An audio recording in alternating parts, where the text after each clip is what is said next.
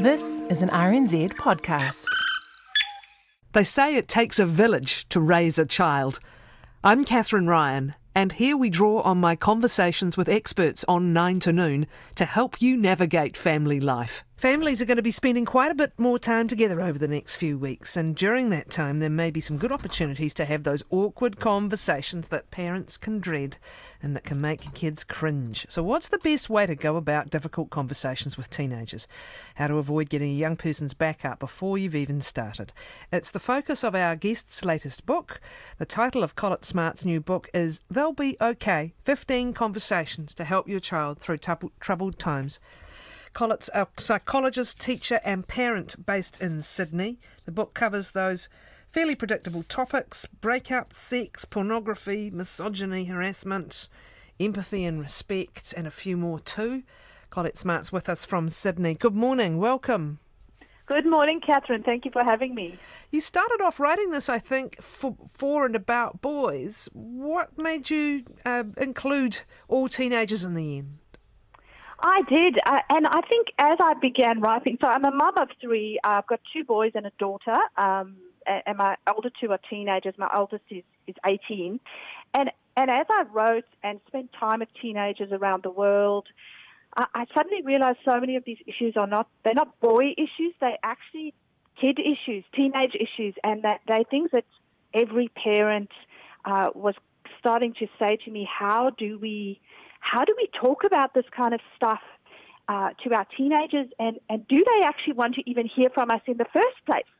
And so that's where it really evolved from, actually helping parents know how to start the conversations, what directions to go in, and actually encourage them to know that their teen desperately still want to hear from them. They actually matter.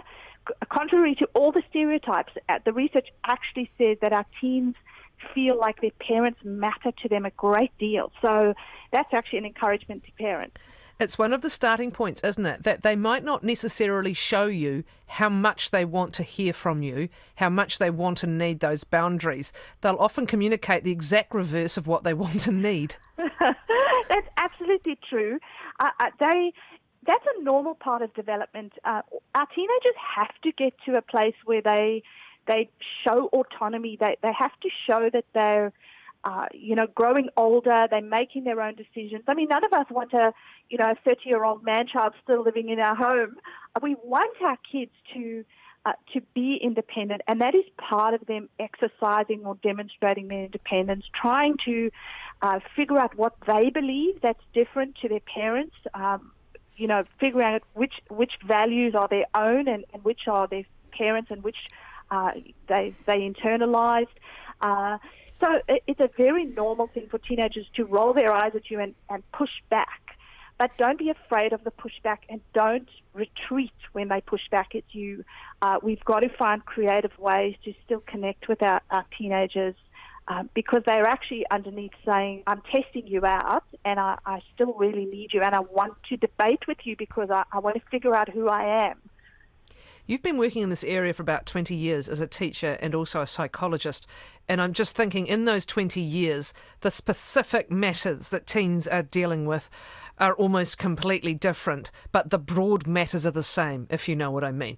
I mean, for a start, the newest generations today have been entirely digitally raised. They know nothing else. 20 years ago, probably none of them. So could you just focus on that for a minute? What broadly is the same? And then we might talk about the specifics that possibly challenge parents where they don't even feel like they know enough. So I think what's broadly the same is teens' need for connection. They want to, what we've always wanted to know. What does love mean? What does love look like? Curiosity about sex. Alcohol is still, it was an issue when we were younger. Dating is still a common issue. All of us needed to, and still young people need to learn how to connect emotionally. So emotional intelligence, relationship intelligence is broadly the same. However, what I do bring out in my book is that alcohol, teenagers are drinking less in many Western countries than their parents did. They're actually binge drinking a lot less. Now, that's not to say some teenagers do binge drink, and those that do it at dangerous levels, and there's concern about that.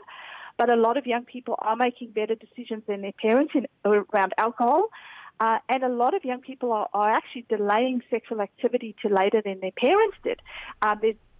Jean Tweng's research has been going on for many years, and there's an interesting drop. However, some of the reasons for that, they're wondering if it's because of young people's skepticism about intimacy. They're more afraid to connect, and also they're very involved online. And so that's not always bad, but sometimes they could be more interested in online connection. Now, I'm not anti-technology at all, so that comes out very strongly in my book as well. But some of the big things that they deal with now are selfies. So lots of body monitoring, hyped up to much higher levels than we had, because it's 24 hours body monitoring on Instagram and Snapchat. So those are the kind of things. And then pornography is a massive issue that obviously we had, but not to this 24-hour level that our teens are and even children are being exposed to. And honestly, the word does not accurately represent some of what they find themselves exposed to that was probably impossible pre-internet, right? Yes, absolutely right. I mean, we kind of had the 2D and maybe the video that we had to stick into the VHS. Now it's incredibly damaging and violent. And I know New Zealand's been reporting on this recently as well. So it's a big concern for this generation. The problem with that is that it goes to the heart of those other things you were talking about, which is them trying to work out what is appropriate behaviour, what are appropriate roles, what intimacy is, what connection is, and that can be very, very, what consent is. Yeah. It kind of can skew just about every subject that we're about to talk about here. So why don't we start with that? And particularly with parents. Honestly, I saw a wonderful column written by one of our younger women columnists about 2 months ago that was a little depressing, that just said, don't even bother to try and talk to us. You have no idea what we are experiencing in our dating and our sexual lives. It just wasn't your thing. And, she wasn't saying give up, but she was saying, yes. And it's a good starting point. How do parents who have not dealt with someone trying to choke them during intercourse deal with a young person who is finding that as part of a dating regime? Like, how do we begin to prepare ourselves for conversations about stuff we didn't go through? Look, to be encouraging, young people actually, when they have continual or constant conversations with their parents, when parents are open about sex and pornography, the research shows that those young people actually make wiser and better decisions around their pornography use and their sex and dating relationships. There's actually a fascinating study that says young people actually regard their parents as a sexuality role model. So that goes against some of the things, the stereotypes we're hearing. They do want to hear from us. So for me, my book, when people read my book, they'll realize it starts way back before these big conversations. You start with little children talking about body safety, and we talk about empathy, and young people are saying, tell us how to love. A massive Harvard research paper talks about young people saying, we want love education, tell us what that is. And so if we can teach young people about love and empathy, because empathy is the opposite of pornography. So you can't be empathetic when you're exposed to that kind of sexual intimacy. And so for parents who have never had this kind of conversation, I think it's important to find ways to still connect with your teenager and then actually just call out the awkwardness. Say, I've been reading this stuff and I've heard about this stuff and it's a massive issue for your generation. But I've also heard that a lot of teenagers are interested in love, and what are you picking up in your peer group? What are you seeing what are your friends seeing in media? So start by ensuring it doesn't look like an interrogation. And you'll see obviously my book says 15 conversations. It's not 15 lectures, because teenagers can sniff out a lecture a mile away. So really do more listening than you do talking, and finding times. Some teens do a constant stream of conversation. Some only do a massive conversational dump on you once a month at 5 minutes to midnight. When they talk, you drop everything and you sit and you listen and you ask questions and you ask open-ended questions, but tell them, I care about the adult you're becoming, and I never had to deal with this stuff when I was young, and I'm really interested to know how I can support you in this. Be honest about your concerns and ask them what they need from you. Initially, they might say nothing and say, no, that's actually not an option because I love you and I'm your parent and I'm your mom and I want to figure out how to do this well with you. So it's really about being honest. Have some humor. Be okay to laugh at some of the weird stuff. Have a laugh about it. That's often very helpful. It doesn't always have to be serious, hushed tones. So, just being creative.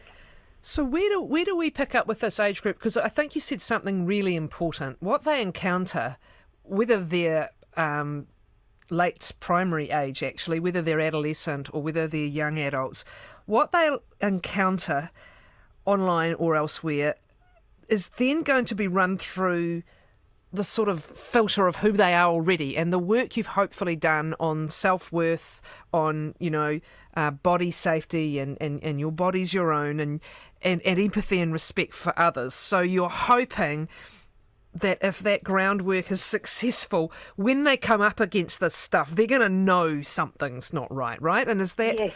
Yes. So if we're assuming that things have gone well with everything you've done in their lives to date, just pick up again on some of the conversations that you will have, including around body and body image. Let's start with that.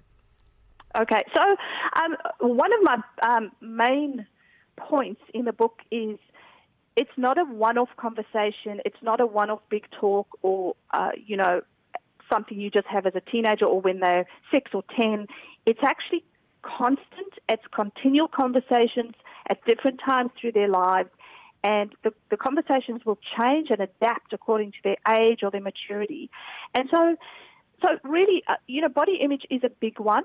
And so we just keep looking at and analyzing media. So use shows that they're watching.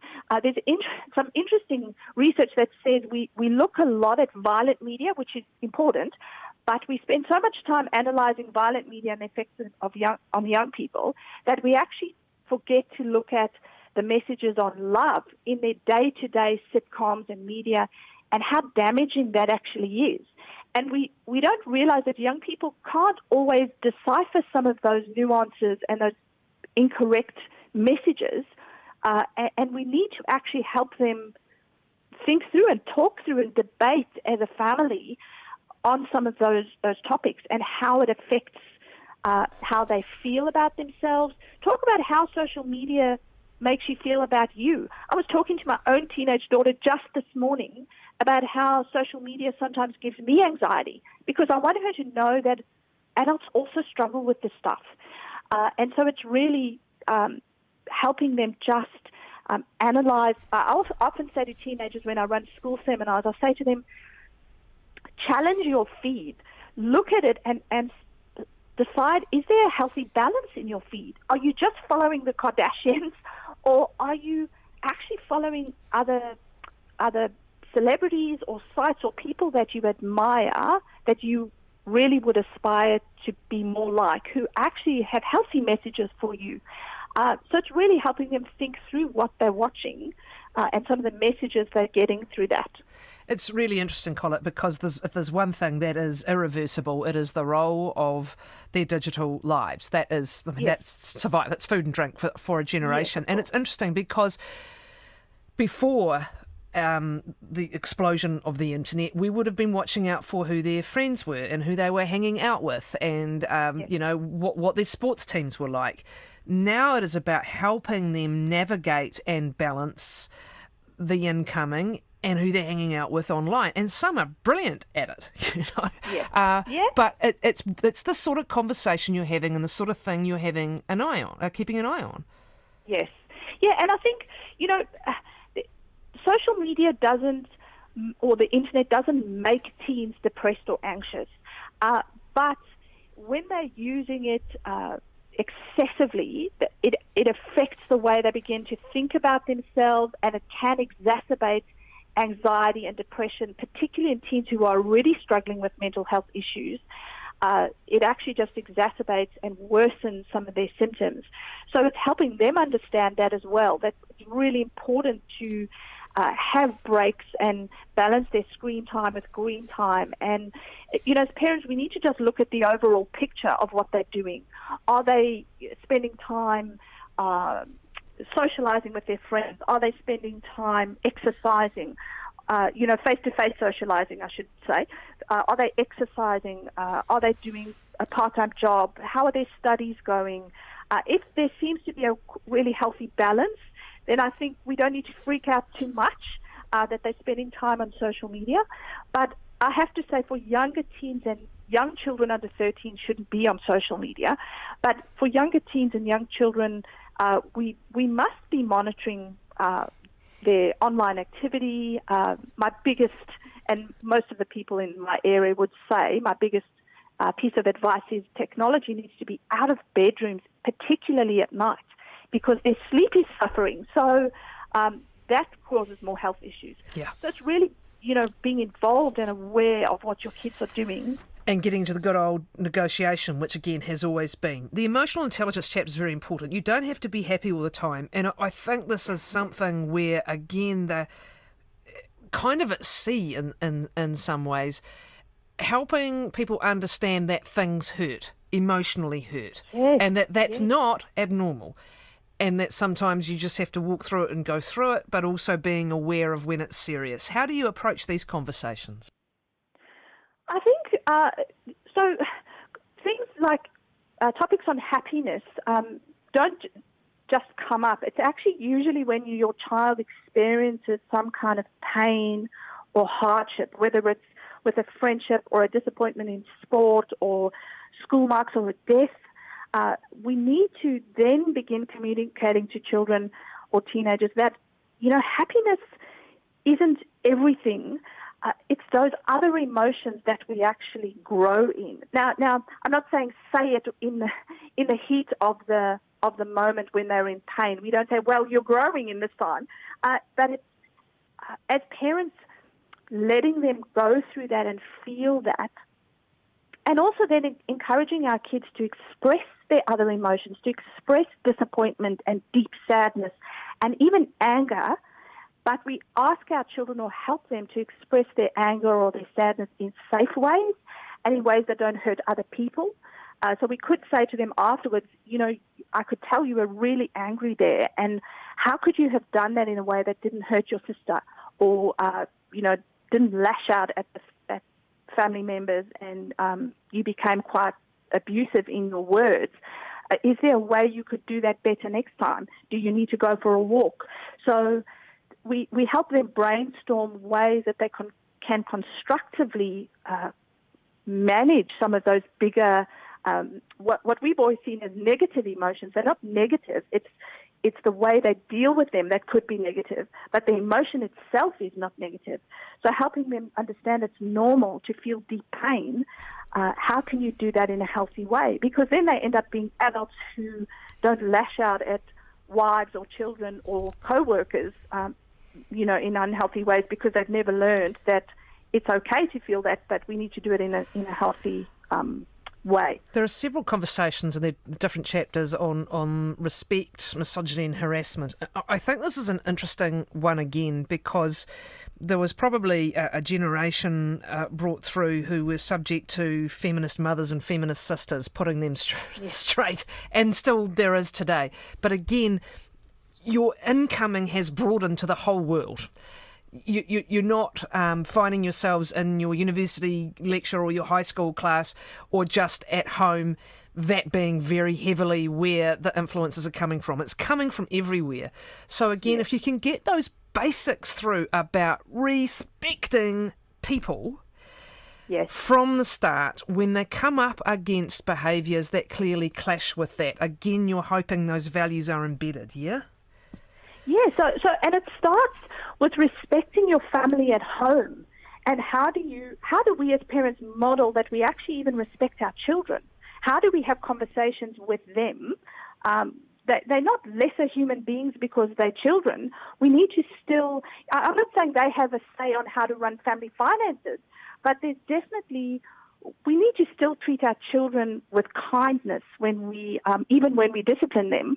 They need to know it's out of kindness or care or love, and encouraging our children to respect each other in the way they talk to their siblings.